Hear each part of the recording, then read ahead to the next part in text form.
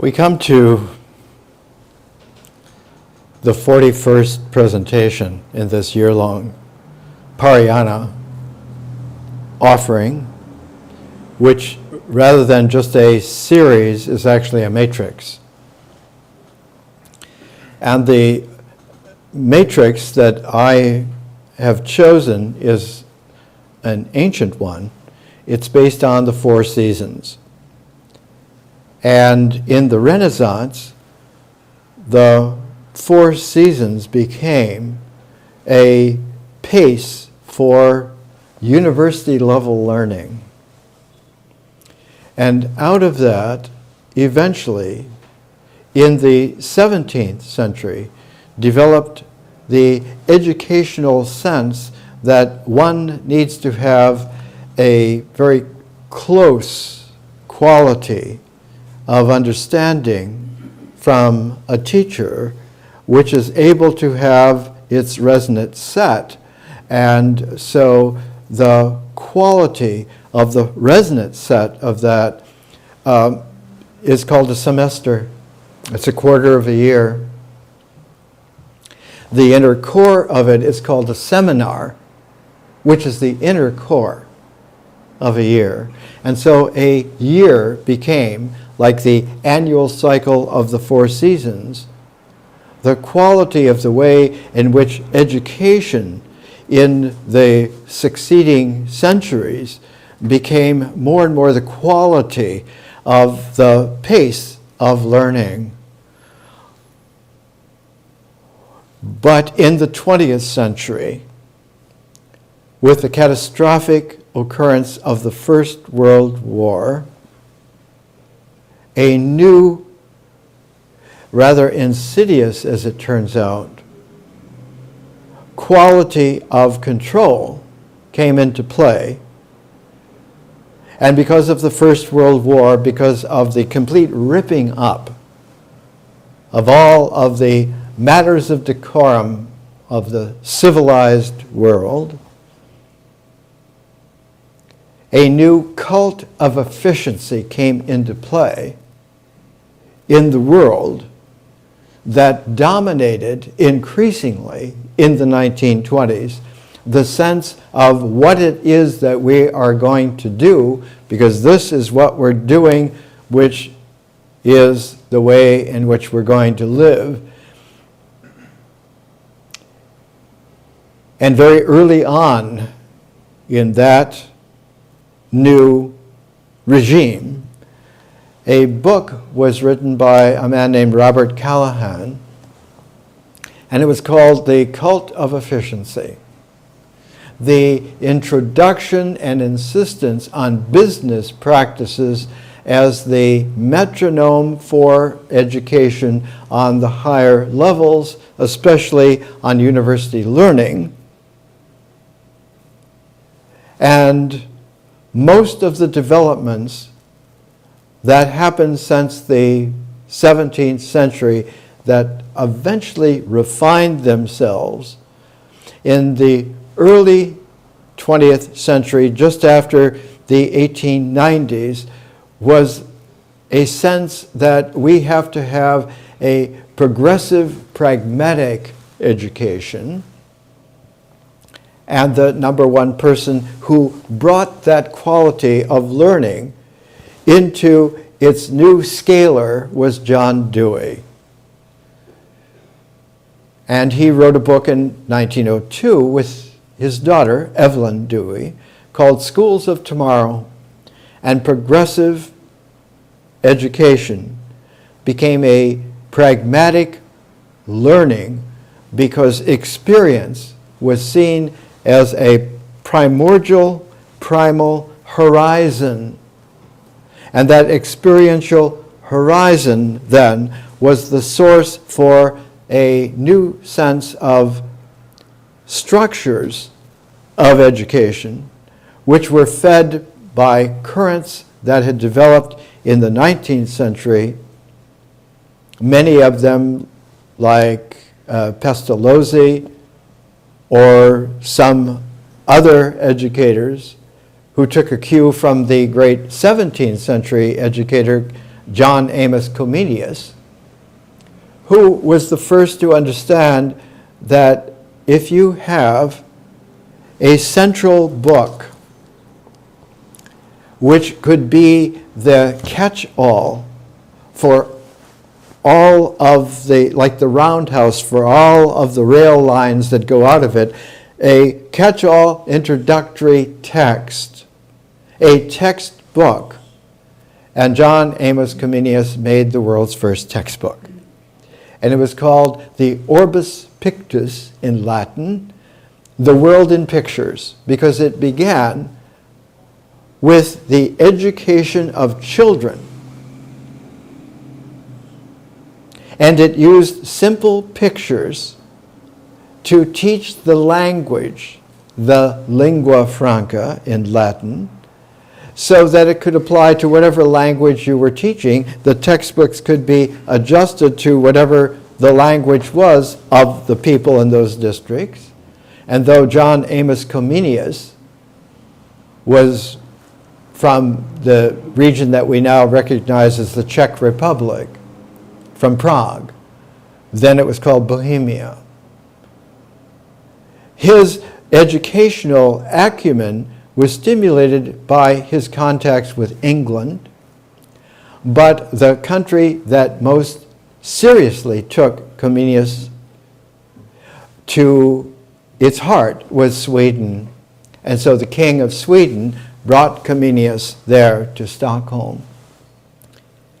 And he was lured away from an England that was already planning to make an experimental introduction of Comenius's education in the colonies of the New World in North America, specifically the American colonies, not for the American colonists so much, but to go back primordially to make an Indian school, to teach the native New World peoples the language of the Orbis Pictus, and to be able to then bring them back into a simpatico with the developments of European education and European living.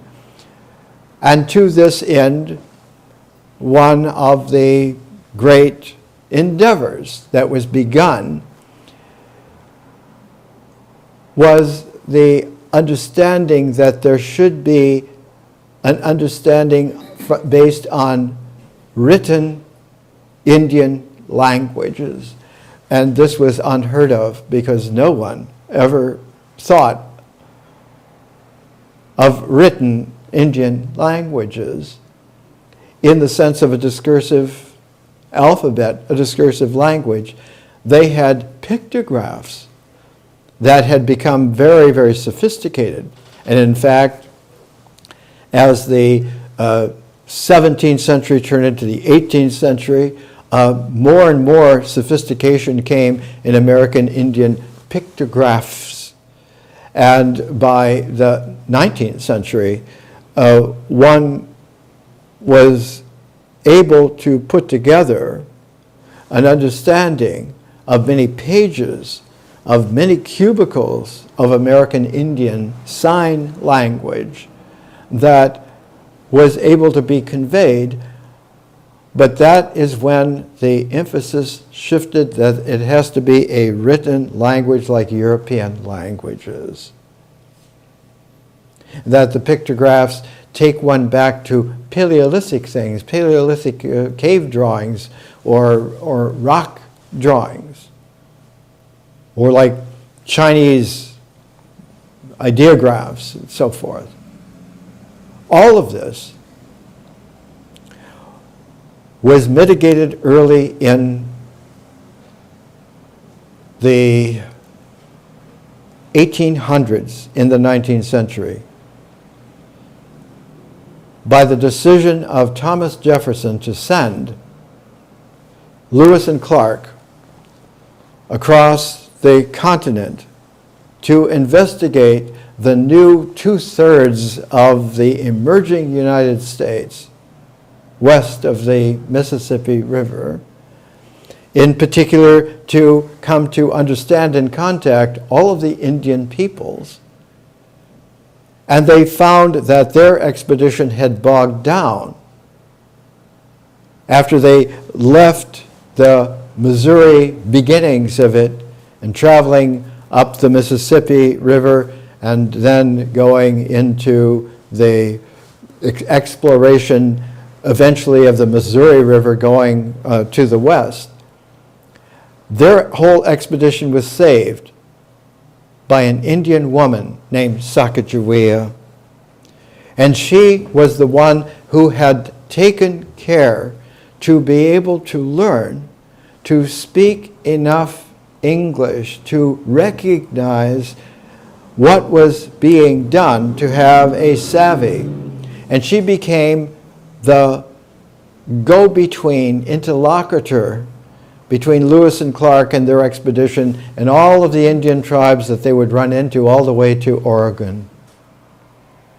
And so an unsung wisdom woman, Sacagawea, was responsible for there being the beginnings of dictionaries of the various English languages, and the whole press of those dictionaries of Indian languages based on phonetics and so forth were begun to be published during the administration of Thomas Jefferson as a prelude to putting into effect Comenius's education, not just for the Indian primordial peoples, first peoples as the Canadians style it correctly, but to have a recursive quality of educating those Europeans who now were no longer in Europe, but they were in the New World. So Jefferson collected the original manuscripts of the languages of the American Indians. And when his second administration was over, in early 1809, he was taking his belongings out of the capital to go to his home, Monticello in Virginia. And the huge box of all the American Indian language, quote, dictionaries was lost in a river by an accident, they say.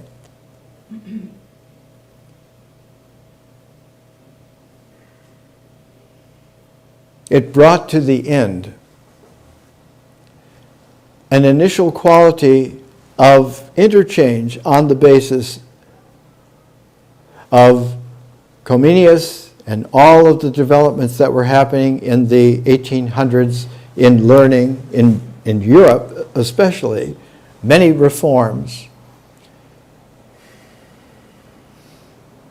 And by the time that Jefferson's resonance came to its conclusion in the two administrations of himself, the two administrations of Madison, who was his right-hand man, the left-hand man, as it were, James Monroe, two administrations, and then a final seventh generation of this whole second revolution of the United States in the administration of John Quincy Adams, who was science bent. His father, John Adams, by that time had raised John Quincy Adams to be appreciative of Jefferson's great science, which was based upon Franklin's original science. And so John Quincy Adams was quite an extraordinary figure.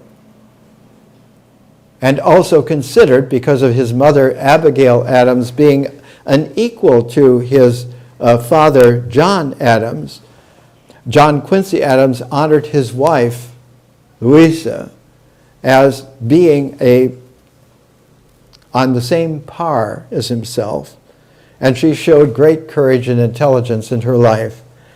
They were assigned in one particular diplomatic origin of being in Russia on the ambassadorial level, and he was reassigned much further south in Europe, and she had to close up the house and journey literally by herself with just a few of their precious belongings and so forth, and she showed immense courage in being able to muster this.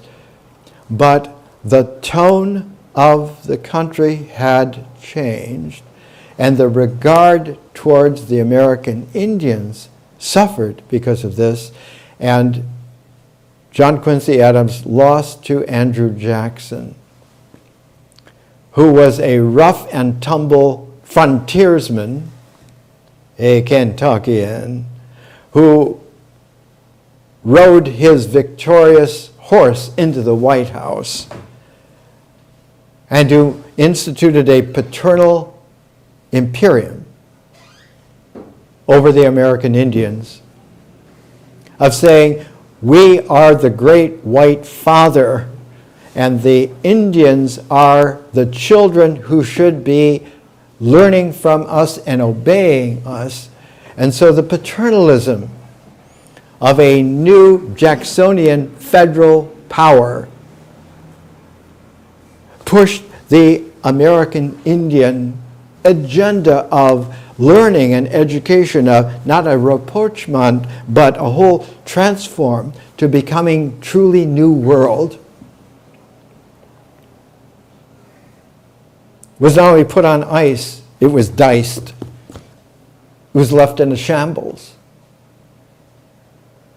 And so in 1857, in the depths and midst of this kind of a morass,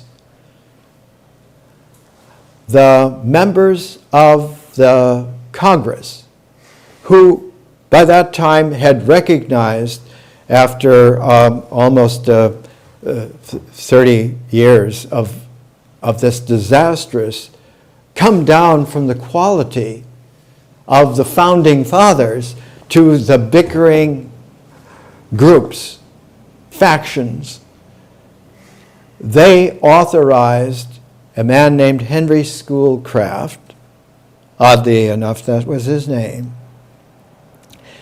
to survey all of the Indian tribes of the United States from that moment on, 1857, as long as it took to produce a complete survey of the American Indians.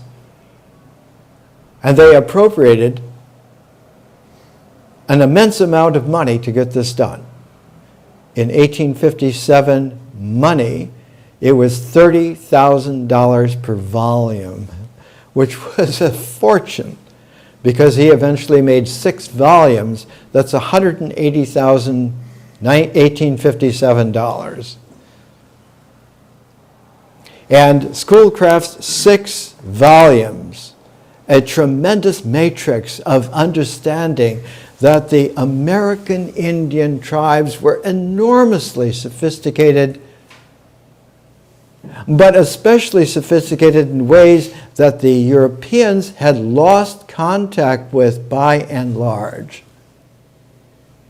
And that was a great affinity with nature, with the field of nature and its flow. And that they had, in fact, had the ability to have very large cities. Across from what is today St. Louis in Illinois was an American Indian metropolis, Cahokia, that many hundreds of years ago had 50,000 people living in a very large area. But they had treated the landscape of North America as a sacred interchange that they had not only among themselves, but with the animals, with the plants, with the minerals of the land, the metals of the land. So much so that the original colonists from Europe thought they were coming to a wilderness, because the landscape was managed that well. This year, 2014, this month, October 2014, the Easton Press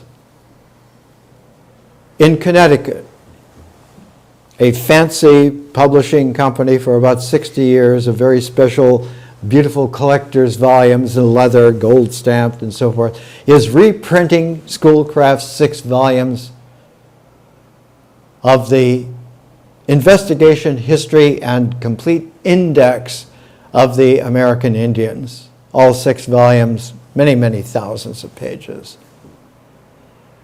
Because at this time in 2014, we have the centenary anniversary of the beginnings of World War I, which not only tore up Europe, it tore up the entire quality of generations of making sure that a new education for a new dimension of power of mankind had come into play. And World War I had demonstrated to all of them that this new scale of power was making war insane. When World War I started, there were still horse-drawn carts on the battlefield, pulling great artillery pieces that could hurl shells, and shells not just filled with explosives, but with engineered poisonous gas, like mustard gas. And like an open fissure, the Magdeburg line across Europe, especially between France and Germany, claimed more than 1 million lives. Almost all of them the bright young men on both sides, but tore up and desecrated the whole quality of regard for mankind as a family into a split that was not a wound, but was a fracture, and finally was a break. And in the 1920s, when Robert Callahan wrote his book, The Cult of Efficiency, it was that the business practices are the true economic source and should be the political source as well, because we're not talking about politics is different from the economy. We're talking about a political economy, and the power should be with the corporations. And so the family schooling, the personal development and maturing of education, as in Dewey's John and his daughter Evelyn, Schools of Tomorrow in 1902, was completely thrown aside as being fluff. We want to have places that prepare talented young men especially to go into the corporate life, which is the stepping up of the power of business. And so you had 19th century ethos that the progressives, like Theodore Roosevelt, had called the robber barons, become the stewards of education. And a great repulse of this was a minority of congressional people, of learned people, to understand that one of the bequests of the 19th century development of an ecumenical education had been to not only fund Schoolcraft with his giant 6-volume study of the American Indians, but to seed in all of the states especially that were on the new interface with the European colonial past and the Western American future, that those states especially should have state universities that were funded to educate a population. They were called land-grant universities. I happened to attend one of those land-grant universities for 5 years in the late 50s, early 60s, the University of Wisconsin,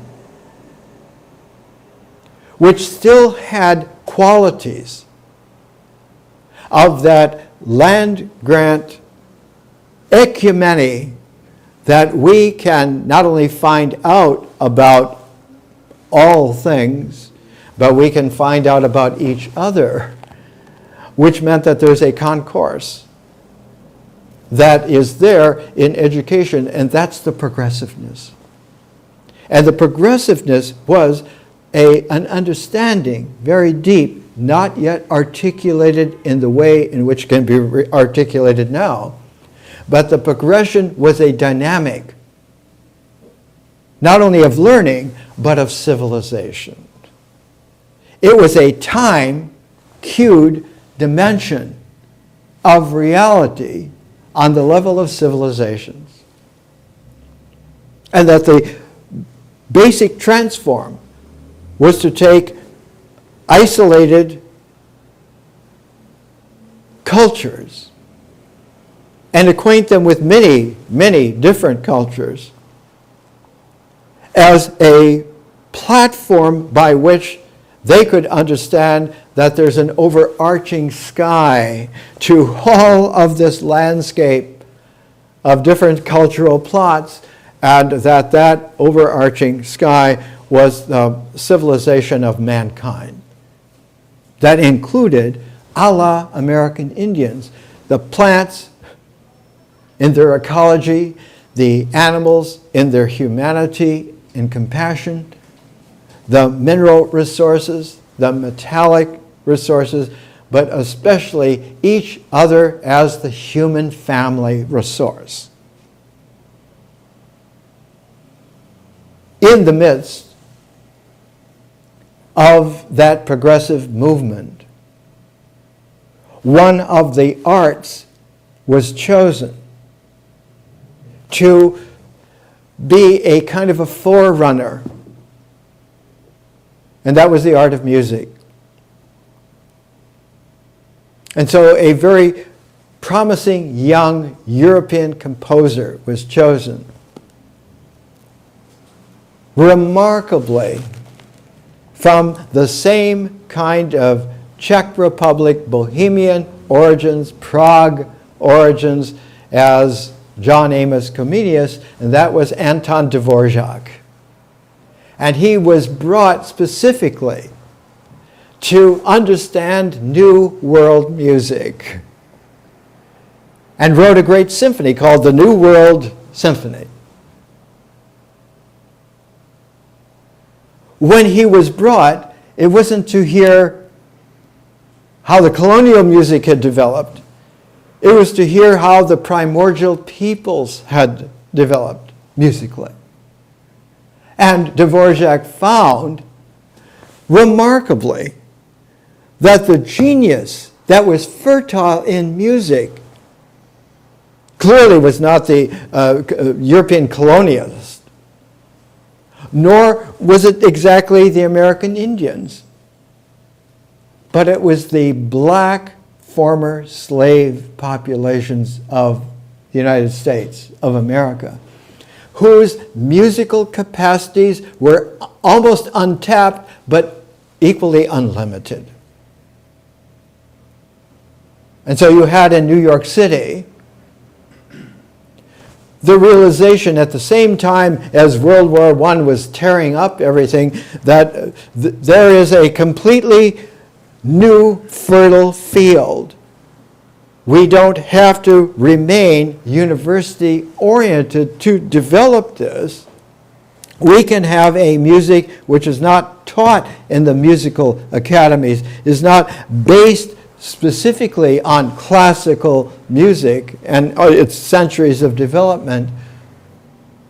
And in the 1920s was the recognition that this kind of musical quality could develop in black Americans.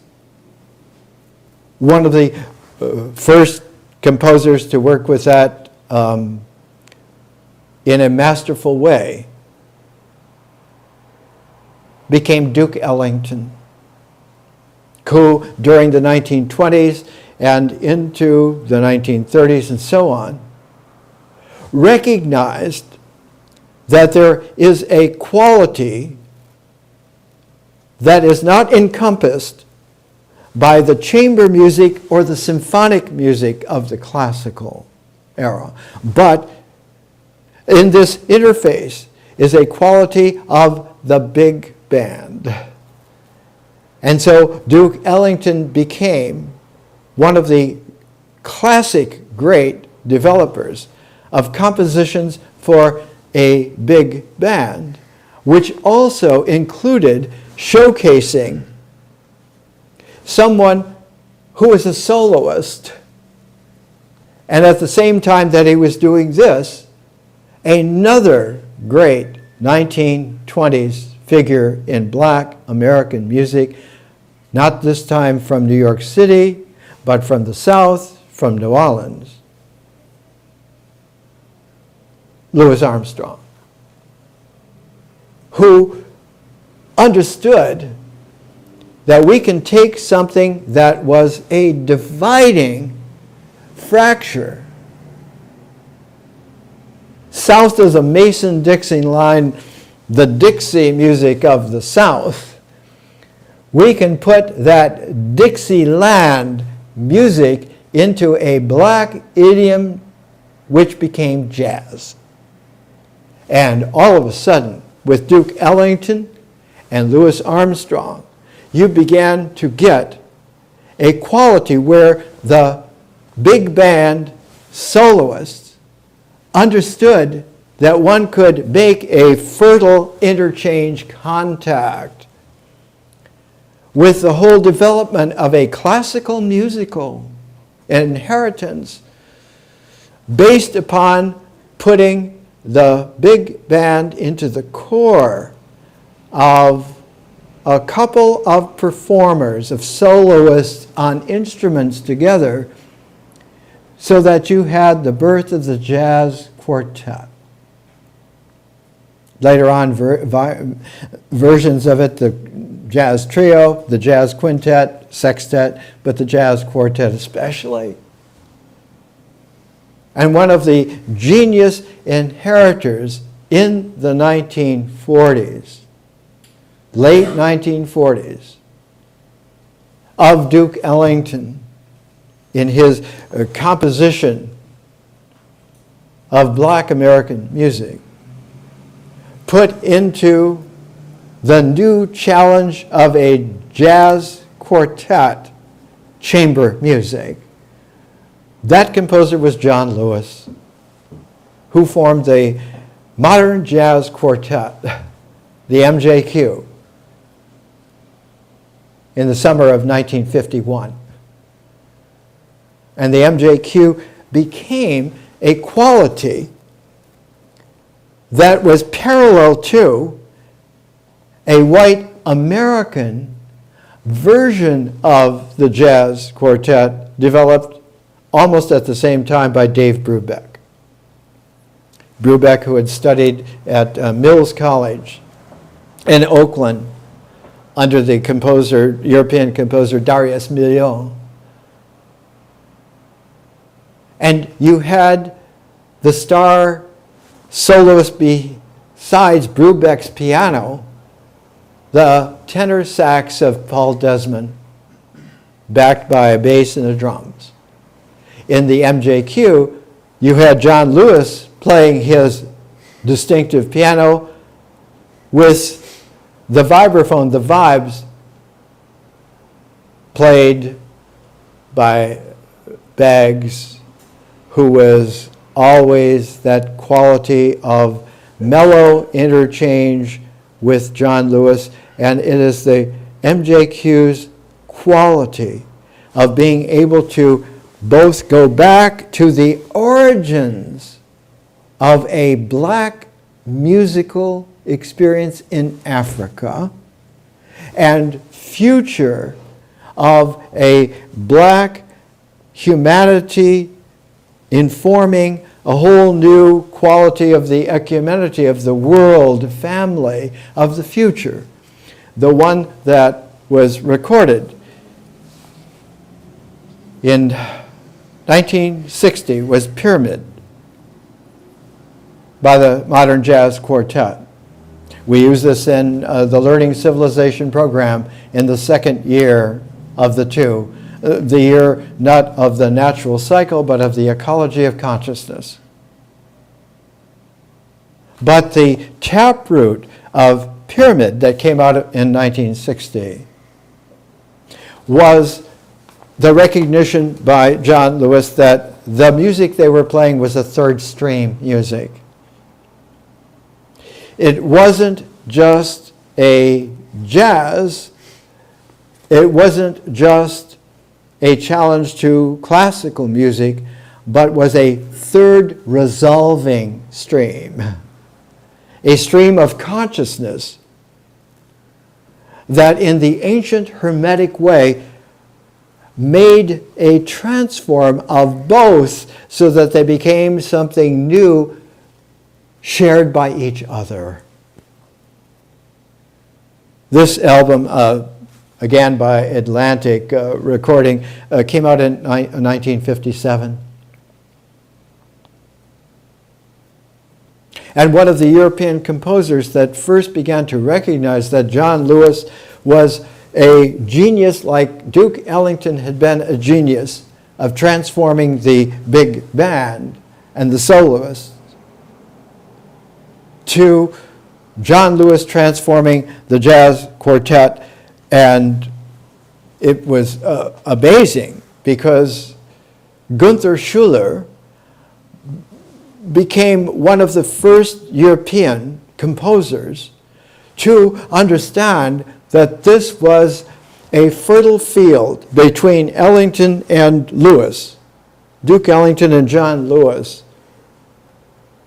The genius of Afro-American music began a transform of the listening, feeling, toned sensibility by which the whole mythic horizon is able to transform its image base, its preparations of meaning in the symbols structure of understanding, but reflexively goes back to changing the way in which the prep happens in the ritual base. Not just the actions, but the things used in the actions.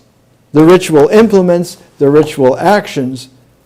And so suddenly a whole new ecology was happening with new ritual comportments, new ritual items, new mythic horizon of language, of feeling-toned images, of the way in which one felt about, especially the ritual base that had a natural quality of rhythm, the heartbeat, the movement of the moon cycles, the movement of the sun cycles, the diurnal cycles of the day, the whole quality that came into play. In Duke Ellington's great composition, his way of expressing it in very, very small focus is the number 3 cut on Pyramid, it don't mean a thing if it ain't got that swing. A 5-minute piece. It is the swing of the big band brought to a new quality of quartet chamber music rhythmic structure that eventually began to have a dialogue between representative group like the MJQ and the representative group like the Dave Brubeck Quartet. So that in the evolution of the Brubeck Quartet, one of the early albums is called Jazz at Oberlin. But one of the later developments of it is an album called Time Out, where every musical signature is of a new unexplored type by the Brubeck Quartet. You had something that could be played and heard in something like 9/8 time. It's new then, exactly at the time that the space age was born. Exactly at the time of Sputnik and of the decision to go to the moon. Let's take a little break and we'll come back.